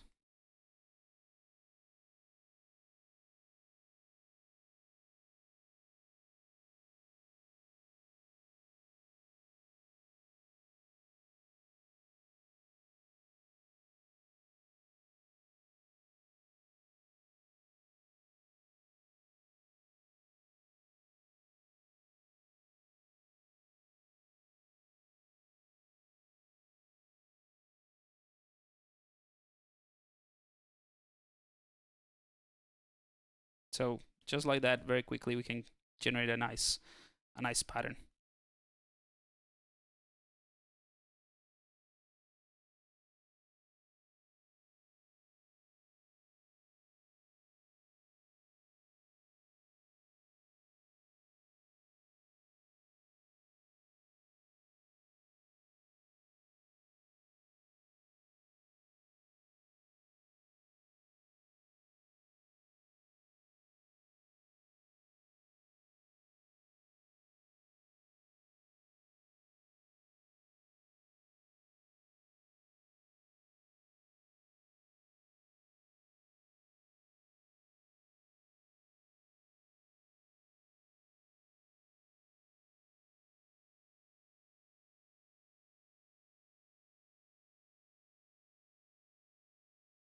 And you know, we can do the same thing for things like the eyes, or like this sort of pattern around the eye.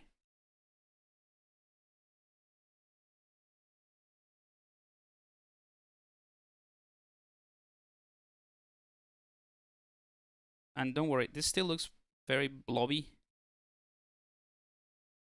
but that all of that can be tweaked quite a bit, and I'll show you how. Just want to establish the, you know, we still have like 20 minutes to go, so at least adding this pattern here so that you have an idea for this technique, and then we'll figure out the rest.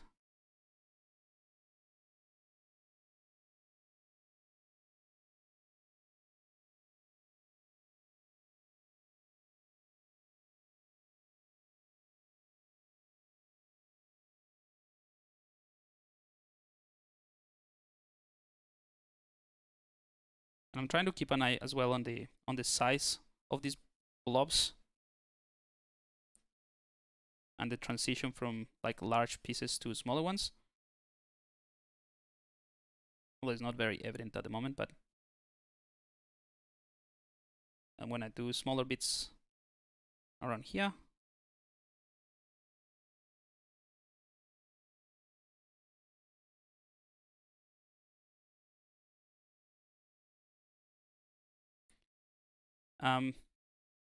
which animal I'm using as reference for the teeth? To be honest, I just made them up. I didn't necessarily follow any reference. Maybe I should have. But mainly the crocodile. I have a close-up of that. So that sort of thing, you know, is close enough. It's not the same thing, but it's a made-up creature. So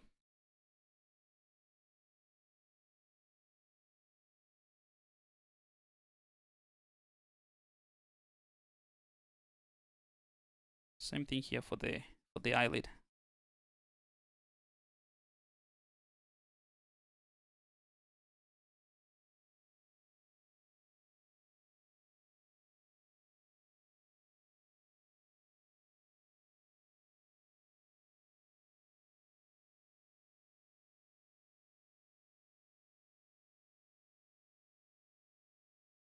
Yeah. So from the distance, it looks all right.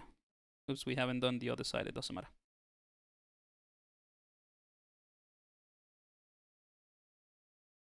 But of course, you know, there's things that need to be tweaked, and that's the next step. So let's say that I'm happy with this. What I'll do is I'm gonna mirror and weld, just so we have the details on the other side. I'm gonna increase the resolution a tiny bit, just so we can preserve some of these cuts, but it's going to, you know, clean things up as well. And then after doing that, and the reason I use this specific workflow is because I knew what the next step was going to be. Otherwise, you'll have to manually, you know, tweak this even further. So it's gonna turn off Sculptris Pro now. I'm gonna use clay polish, which for you guys would be under the clay. Yeah, clay polish. This big button here. Click on that. Clear that mask, and then I'm just gonna use the smooth brush to smooth things out a bit. And then I'm gonna use the clay brush with the Alt key to sort of like push things in. So I'm just going back from what I did. So first I created the blobs, and now I'm using the clay brush to sort of push things in. So that is not like a blob, but more of a real scale, I suppose. And not all of them. Like, you know, closer to the teeth area, there will be more rounded. So again, you can start playing around with that sort of variation and transition.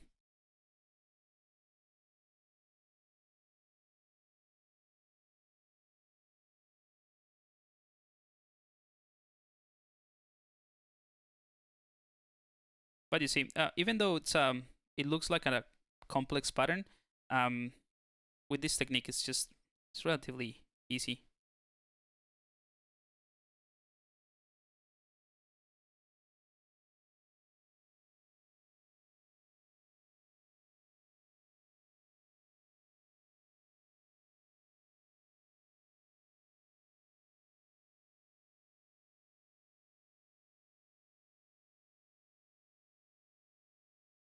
Another thing that I'm trying to keep an eye on, just so that you know, is the the amount of detail. So, for example, everything looks almost like the same. There's not necessarily a hierarchy except around the eye and the top here. So, for example, here I'm just going to merge a few of these blobs together to create like a larger piece. That makes sense, and that sort of helps to define that the hierarchy of details a bit better. So yeah, a lot of manual sculpting. You could definitely do this with alphas maybe, but I do enjoy this process myself, and I think it's a good practice as well. I'm gonna mirror and weld again because I forgot to enable symmetry. Now should be okay.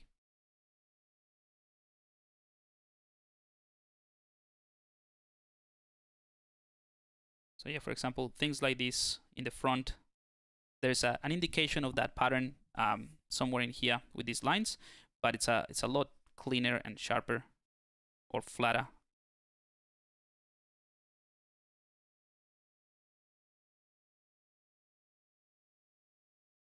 So hopefully all these things that I've been saying make sense when you see this in practice.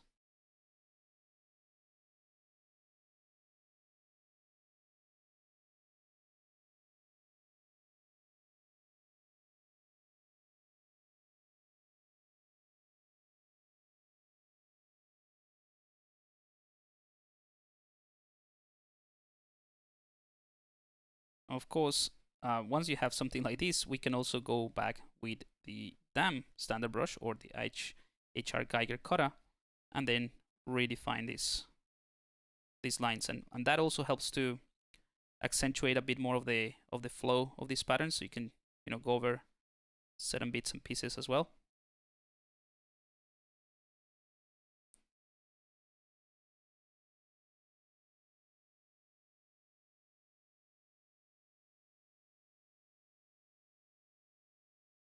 I want to make sure that I have a few of these lines clearly defined.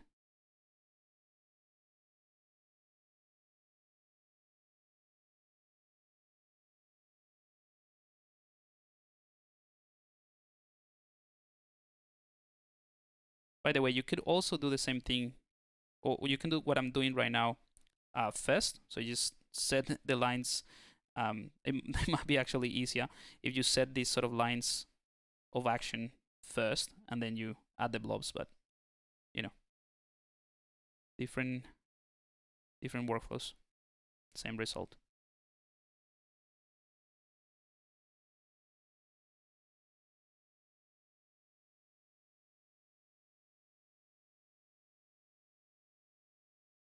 And there might be like a much better way of doing this. This is kind of like what I enjoy doing, and I don't do dragons as often as I would like to. So, sometimes discovering workflows is, or you discover workflows the more you do a specific type of thing, or like a creature or a character. So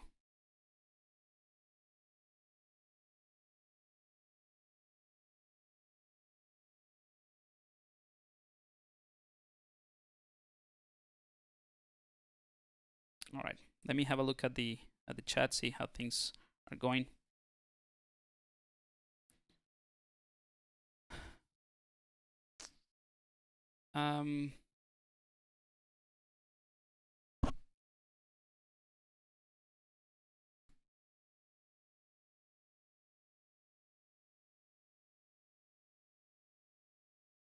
I wonder how the blob with dot spray and Sculptris Pro would do. Yeah, it doesn't do the same thing. It will just make a mess, to be honest, because the blob has a really strong inflate effect. But you could try it.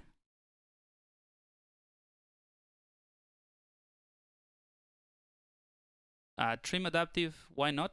Yeah, you can use trim adaptive by all means.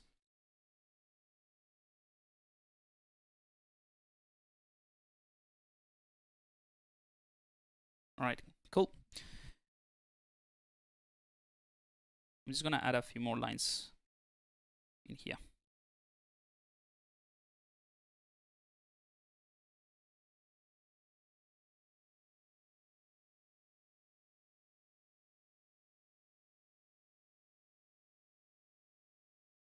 And the reason I'm gonna add these lines is just to be able to show you one last pass for this workflow.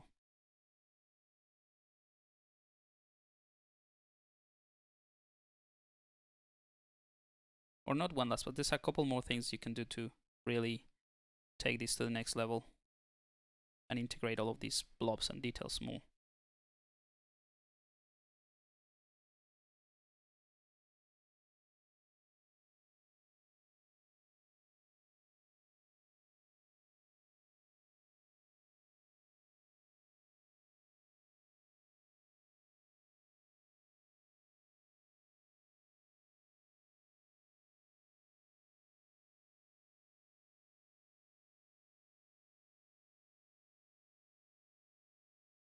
How are we doing with time? We still have 10 minutes.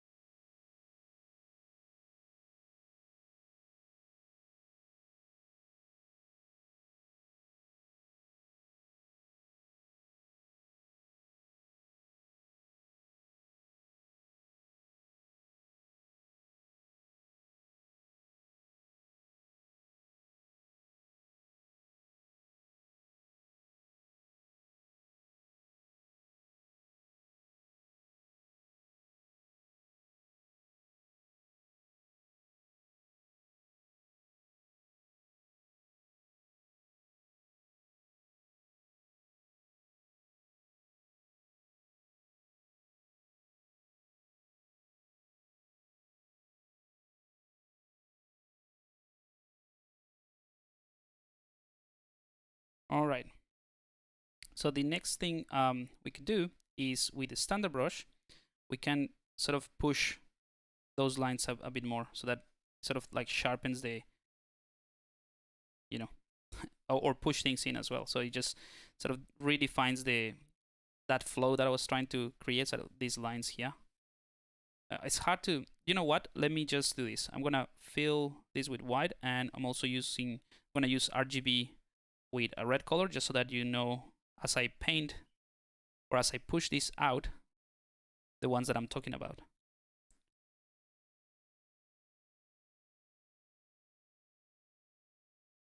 So pushing in. It's a bit subtle, but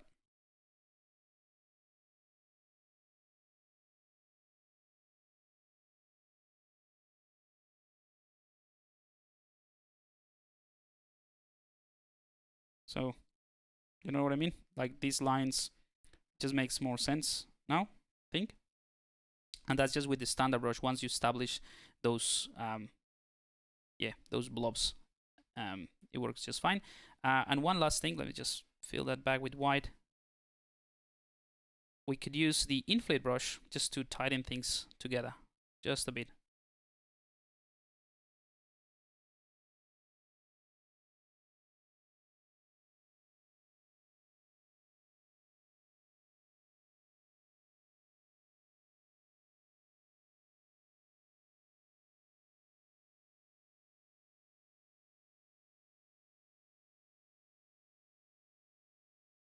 Okay, a couple of tweaks in here.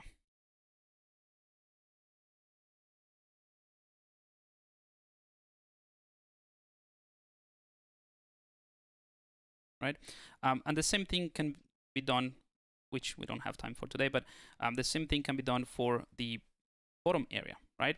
So in the last 8 minutes that we have, what I'll do is, instead of just going again and do more details for other parts, because it's more of the same, it's a very repetitive process.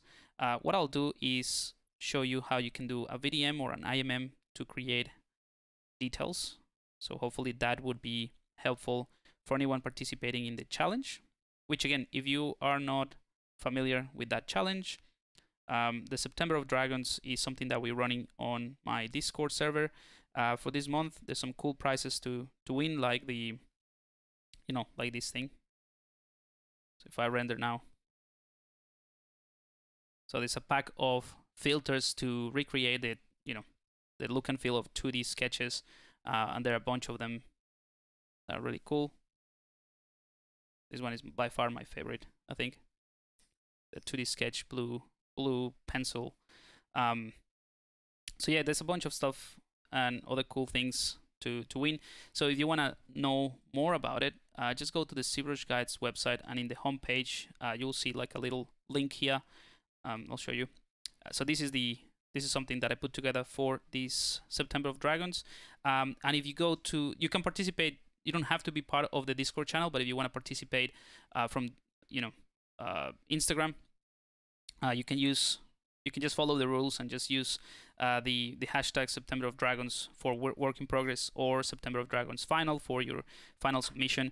But if you join the Discord server, in the we have a resource channel. If you join that, there is a few resources that I generated for you guys. So this Imm brushes for this type of like spiky things, this alphas, things like that I use for this dragon. So yeah, you can just get those from the resource channel. Okay, so let me just show you. Let's do a quick save just in case.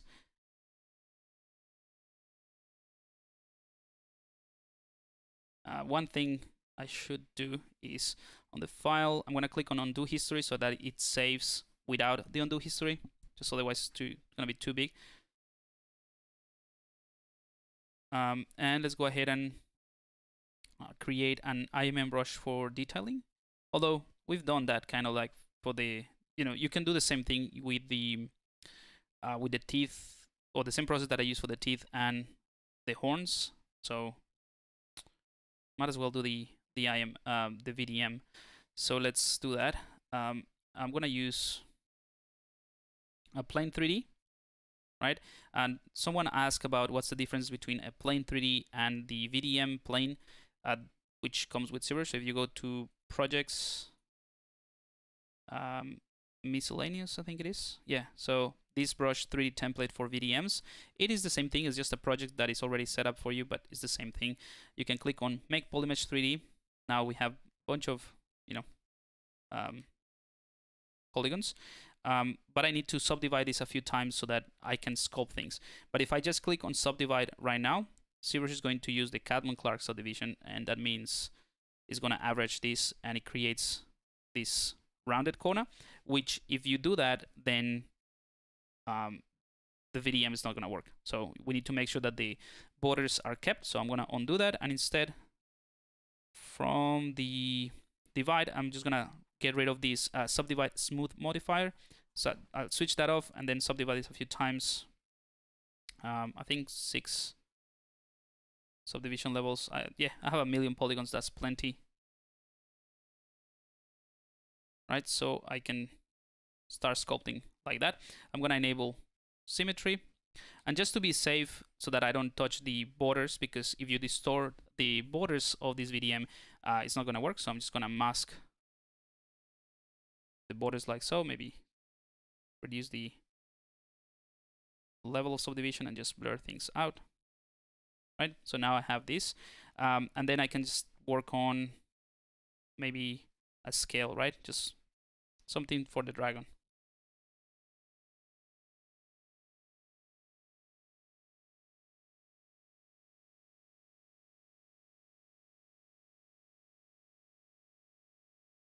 So you can either sculpt it, use masking brushes, whatever you want, as long as you don't distort the topology.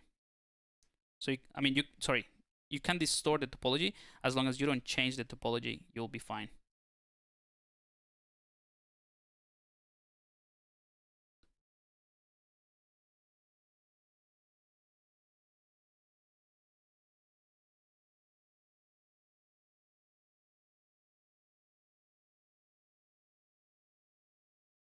I'm doing this very quick because I know I'm conscious about the time.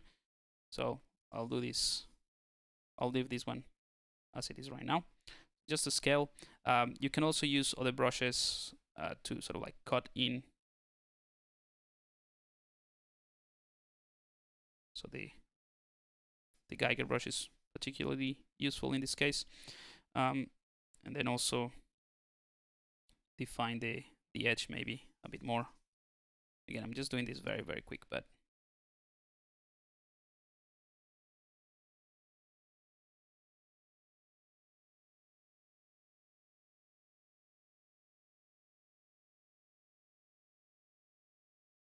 All right, so we have that. I'm gonna clear the mask. Maybe a tiny bit more of tweaking. There we go. So now I can go to my alpha palette. First, I'm going to select a different brush. I'm going to use the chisel. This chisel brush would be fine. Maybe chisel 3D. This one right here. That has already some stuff. So what I can do is go to the alpha, click on From Mesh, click OK, and now we have a VDM. It's as simple as that. I mean, as long as you don't distort the edge and you select something like the chisel 3D or the chisel brush, you will just, you know, add it to this collection, and then you have this. Now, if I go back quickly to the dragon, select this guy here. I'm gonna duplicate it or clone it actually, just because this is a demonstration anyway. So it's just this piece on its own. I can click and drag and add those things. Now, depending on the base resolution, you'll see the VDM is just going to displace whatever you have in the base resolution. So it's not going to add to it. So if I click and drag, you'll see it's using the same topology that is already there to distort it. So all the details that you added in the VDM, no matter if you have 3 million polygons in the VDM, if you want to recreate the same amount of details, you need to have a larger resolution. Alternatively, if you enable Sculptris Pro, you can also add geometry. So that will be based on your brush size. So if I scale my brush size, now ZBrush is dynamically adding resolution just to this area, right, to have more details. So yeah, it's up to you really what you want to do. So one more thing in terms of the scales, you'll see if I just add this, they kind of like overlap each other a bit. So one thing you can do is go to the Morph Target palette. That's an extra tip here. And in the Morph palette, you can store a Morph Target. Or maybe this is not a layer brush, it might not work. Oh no, it works. Yeah, never mind. So store a Morph Target, and now ZBrush is going to remember the distance or the elevation of the surface. So that means you can just do this sort of stuff, and you'll see even if you go on top, it's not gonna add volume to it. This is going to maintain. Yeah, it's gonna be a lot easier to do this sort of stacking of layers. So yeah, maybe we can use these later on to add details to the body. But you see, it's pretty easy once you have it. Yeah, looks cool though.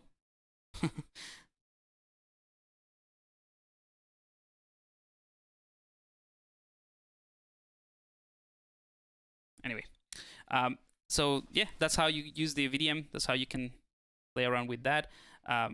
But in my case, I think I'm gonna go for more of a snaky type of thing. I don't know if I'm gonna add too many scales, maybe a few. Oh, by the way, one more thing really quickly. If you wanna sculpt them yourself, I will cover these maybe in the next session. But let's say if I go in here, I could use something like this brush, or you can use the standard brush, and do something like this. So you just create something like that, and then you can use the adjust last to push this even further, right? And then you can use the mask change points, invert the mask, and then use the move brush. I mean, this is a bit of a, you know, extra tip that I can cover next time in more depth, but you know, you can generate a lot of interesting shapes just like that. And it's just, I mean, you can do it manually again, so you can just mask a point and then push it and so on and so forth, but just using the adjust and the mask change points would help you create that sort of gap. So I'm just gonna leave it there. Another last minute thing as well that you can do just for the process of working with details is to enable the preview ambient occlusion, and that's gonna create this nice ambient occlusion that you can also control from the render palette. By the way, that button is there. So render palette, preview AO. This is the button that I just added. So you can play with the quality, the intensity as well, and the radius. And that's just gonna sharpen, you know, for yourself, like, so you can see more of the details. And it's gonna be dynamic. So if I add something like a deep cut here, it's going to create that occlusion in that area straight away, or it's gonna show it, right? So that's pretty cool. That's the reason I have it in there, just to sharpen the look and feel of the details. But yeah, I think that's it for today, guys. Thanks so much for tuning in. Hopefully I answered some of the questions. And yeah, again, if you want to participate in the September of Dragons challenge, just have a look at the link in the ZBrush Guides website. If you just go to ZBrushGuides.com, just click on Learn More. It will send you here to this page where you can just read more about the rules and all of that. And you can click on Learn More, and it will take you to the Discord challenge or Discord server to join it. And you can also get the resources that I share for this dragon in the resource channel as well. And just in case you haven't seen it, there are a couple of new tutorials that we released recently, how to create like a nice clean time lapse in ZBrush, as well as like a little anatomy tip that I showed because I jumped too fast in one of these. Well, like I got some questions about like why in this tutorial I moved from like having nothing to have like a reference of a face, and then I just show in the next tutorial how I did that. Yeah, other than that, keep an eye on the ZBrush guides in the resources. I'm gonna share as soon as they're ready the filters, the BPR filters for ZBrush. And yeah, if you are not part of the ZBrush Live, or if you're not part of the newsletter, sorry, you can just go to the bottom of the ZBrush guides and just leave your name, last name, and email, and then subscribe, and then you'll get an email once the things are ready. And that is it. All right, I'll see you in a couple of weeks. Have a good one, guys, and I'll see you on Discord.